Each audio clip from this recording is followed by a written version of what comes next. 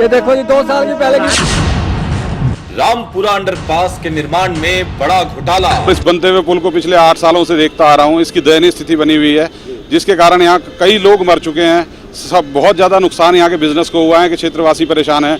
यहाँ पर सिर्फ ये परेशानियाँ ही नहीं, इन परेशानियों के अलावा करोड़ों रुपए के घोटाले को आज हम कागज़ों के जरिए मेयर साहब और एमसीडी विजिलेंस के सामने लाने वाले थे, लेकिन एमसीडी विजिलेंस ने भी हमें समय दिया था कि आज वो 10:30 बजे यहाँ पहुँचेंगे। मेयर साहब ने भी समय दिया था 11:30 बजे पहुँचेंगे। अभी 12 बजने के करीब है, लेकिन मीडिया के कैमरे को देखकर सारे इंजीनियर यहाँ से अपनी गाड़ी में बैठ के भाग गए। एमसीडी का कोई भी अधिकारी यहाँ मौजूद नहीं है। उत्तरी दिल्ली नगर निगम की पोल खोलती रिपोर्ट।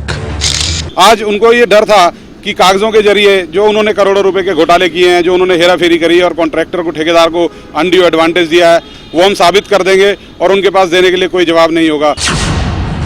आरटीआई के जवाब देने से क्यों कतरा रहा है निगम? इस आरटीआई के रिप्लाई में आप देख रहे हैं कि रोड गली चैम्बर्स की पेमेंट इन्होंने करी है। ये हमारे को गोलमोल जवाब देते हैं, कहते हैं their location details are not available in the record.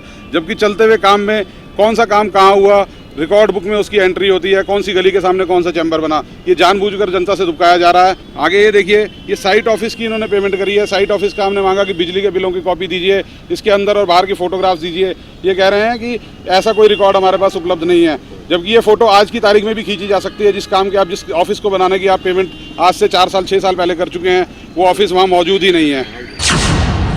पुल के निर्माण में हुई नियमों की अनदेखी। आप मुझे समय दीजिए, मैं आपको कागज दिखाता हूँ। ये जो कागज आप देख रहे हैं, इसमें investigation at RUB Rampura by vigilance team of north headquarter आज के लिए शेड्यूल किया गया था। हम लोगों ने इसकी लिखित में कंप्लेंट की थी, लेकिन इसके बाद हमने उनके लिए एक सामग्री तैयार करके रखी थी उनकी मदद करने के लिए विजिलेंस टीम की, कि इसके अंदर किस तरीके से मिसकंडक्ट, मेल प्रैक्टिस और नेक्सस है, फाइनेंशियल और टेक्निकल दोनों मुद्दों के ऊपर एमसीडी ने जनता के साथ धोखा किया है। यहाँ पर कम से कम 49 चैम्बर की ये पेमेंट कर चुके हैं और 49 चैम्बर बनने के बाद में अभी ये 20 से 30 चैम्बर और नए बनाए जा रहे हैं, जिसके अंदर ना तो इनको कहीं पानी से निकासी के लिए जोड़ा गया है, ना इनके बीच में कोई पाइप के कनेक्शन है। इनको बनाकर सिर्फ हौदियाँ बनाकर इनके अंदर प्लास्टर भी नहीं किया गया, ऊपर से जाली रख दी गई है। कई ऐसे चैम्बर भी हैं जो कि सालों पुराने बने हुए थे, लेकिन उनके कवर और फ्रेम बदल दिए गए हैं। उनको भी गिनती करके फिर दोबारा पेमेंट कर दिया जाएगा।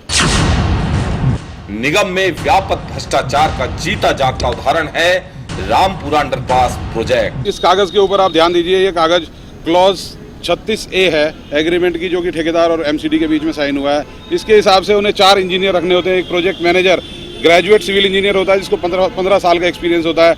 2 साइट इंजीनियर जो कि ग्रेजुएट इंजीनियर है 10 साल के एक्सपीरियंस के साथ। एक क्वालिटी कंट्रोल इंजीनियर जिसको 5 साल का एक्सपीरियंस है। ऐसा कोई भी इंजीनियर यहाँ पर मौजूद नहीं रहा। हम पूरे समय से इस कार्य को देख रहे हैं, लेकिन इसके ना होने पर एग्रीमेंट बोलता है कि 25,000 रुपये, 15,000 रुपये और 10,000 रुपये की रिकवरी पर मंथ के रेट से होनी चाहिए, लेकिन ये रिकवरी भी उन्होंने नहीं करी है।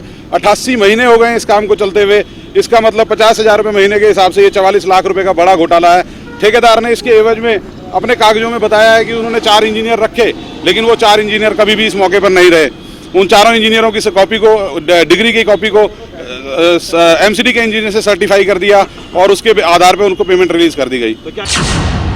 अब जनता ही खोल रही है निगम की पोल।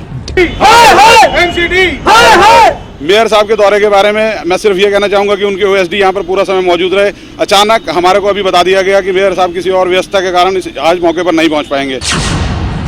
आखिर किस मुंह से वोट मांगेंगे भाजपा शासित दिल्ली नगर निगम के प्रतिनिधि?